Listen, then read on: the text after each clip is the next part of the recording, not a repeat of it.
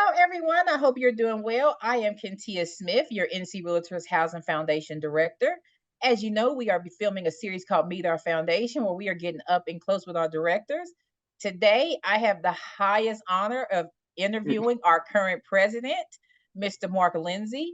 You know, I think you are amazing, and I'm so happy that you're willing to do this interview with me and just let people know how amazing of a president you are for this foundation. So, thank you so much, Mr. Mark. Well, thank you for those kind words, Kentia. It's very true. So I always start off by asking, are you a native of North Carolina? No, I'm not a native. I actually grew up in a little town in South Georgia called Willacoochee, and it is about 70 miles from the Florida line. So, How did you get to North Carolina? well, I moved to North Carolina in 1997 Oh, with wow. a Okay.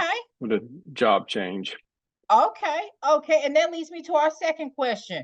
Was real estate your first professional thing you wanted to do, or did you have another career you was wanting to pursue? No, I spent my degree is in accounting, and I spent 30 plus years in an accounting career. Mm-hmm. And my wife and we married in 2017, Mm-hmm. and she had been a real estate agent since 1984. Mm-hmm. So, 2018, I got my license and started doing real estate with her. So she kind of persuaded you to head down a better path. That's right. And Miss Edie's wonderful. So I can see why you did that. And so that's so interesting because you said you just started in 2018. How did you get on the foundation board? What led to that?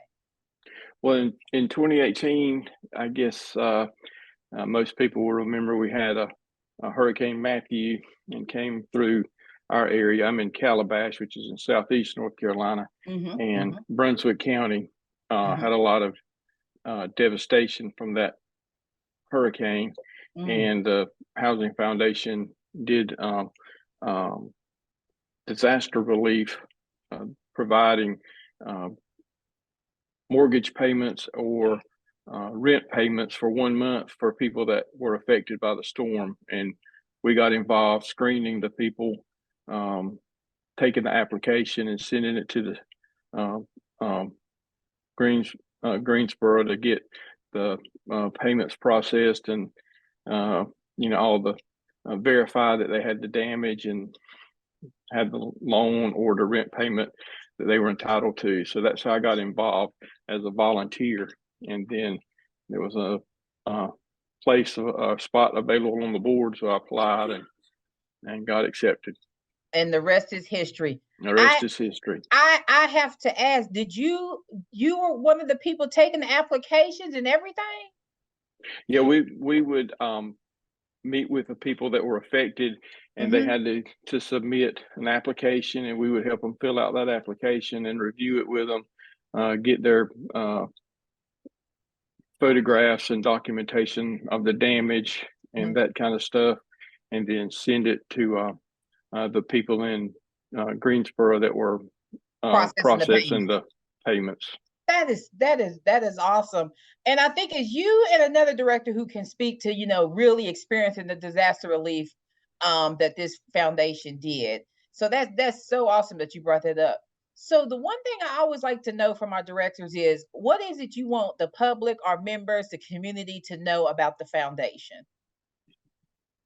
Well, the biggest thing is that when you support the North Carolina Realtors Housing Foundation, you are supporting our 100 Homes in 100 Counties initiative. And that initiative is to help bring affordable housing to at least one family in every one of the counties in North Carolina, which, as you know, Mm-hmm. it's 100. Mm-hmm. So that's what I would like everyone to know, and know that, when they support the foundation, they're supporting helping us provide affordable housing, whether that's critical home repairs or complete new build or anything in between. so that's, to me, that's the important thing that we are doing. Disaster relief we do as needed, Needed. which Mm-hmm. hopefully we won't need it, but Yeah. and we haven't really had a terrible disaster in the last few years. But then we also do education for new home buyers and home ownership, and that's important too. But the 100 homes in 100 counties, helping everyone to get into affordable housing, because as we all knew, there's a great need for affordable housing. I couldn't agree more. And you know what's interesting that you brought up is, we haven't really had a disaster in 2018. But what is so wonderful about this foundation, we contributed to other associations in states who had a disaster. That's Um, right. you know what I'm saying? So we're always, we definitely don't want to see a disaster in North Carolina. Nobody wants to see that. But when it comes, we jump on the spot to help our neighbors. And I will say this openly, that I guarantee this foundation would be in the top 10, if not the top 5 organizations who has helped with mostly, if not all, natural disasters in North Carolina. Because That's it's something correct. they've done multiple times. So I feel comfortable saying if we're not in the top 5, we are definitely in the top 10 of organizations who have worked in North Carolina with every natural disaster that came, be it tornadoes or hurricanes. I feel comfortable saying that. I agree with the 100 homes. It's a great initiative. It's bold. Miss Aisha was speaking to how you all kind of got her into the foundation, and one of the things she loved was the 100 homes, like knowing she's a part of something that's really making a difference, and really knowing that people need that, and we being one of the only entities of this association that's really boots on the ground doing that type of work. I always want to ask the directors too, because I know each person feels differently. What is your favorite service, program, or initiative that the foundation does? I think my favorite one would have to be the 100 homes in 100 counties, because you know it, everybody everybody needs a place to live, Mm-hmm. and home ownership is the way to build generational wealth. Mm-hmm. I mean, you can rent all your life, and then the only thing you've done is bought somebody Paid else's another house. person. Yep.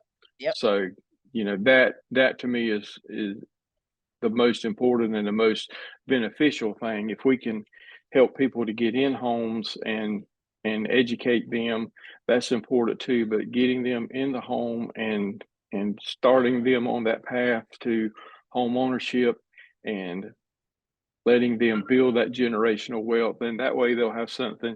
If they don't pass it on to their kids, at least when they are no longer in the house, they will have the equity from that, Mhm, mhm. and You're they you're can. absolutely right, absolutely, and I couldn't agree more. Like I've said, it's amazing when you do see a person get into a home, the joy of their face. This foundation in less than a year had built 4 homes. Can you believe that, Mr. Mark? We built uh, 4 homes for 4 families in less than a year. I know, and we've helped many others, with home repairs, because Mhm, mhm, unfortunately, you know, a lot of people get in the situation where their home needs repair, mhm, and they don't see it until it's in such in such a state that they need a lot of help, because it mhm. just gradually gets, and then they may or may not be able to um, fix it or do those repairs. So that's where we come in and evaluate and help them with those repairs that are needed. I can speak that to one of the projects. Now we did 6 in Rutherford. Well, one of our projects was for a disabled veteran, a female as well, who for years had a sewage problem in her home. That by the time we got to it, it was pretty much all the piping, everything, sewage about to come through the top of the floor, and if you see the pictures from that and just the things that we did, those are the type of things that people really should value and appreciate. And we also have put help build some ramps for different veterans and disabled senior citizens. So you made a very valid point that people can own their homes but don't have the means of keeping it up. So that is always something, especially when it comes to you encounter disability, you get older, you on a fixed income. So it has Mhm. been great that we have partnered with several people to do critical home repairs. And then I always have a surprise question, Mr. Mark, and that Uh-oh. is no, it's not too bad. I feel like every season gives a person a different feeling. And so when it comes to Mark, how do you know it's about to be spring and summer? Like what gives you that nostalgia? Now I know you live close to the beach, so you might keep a more summer feel all year long, but what kind of lets you Well, know spring and summer is here?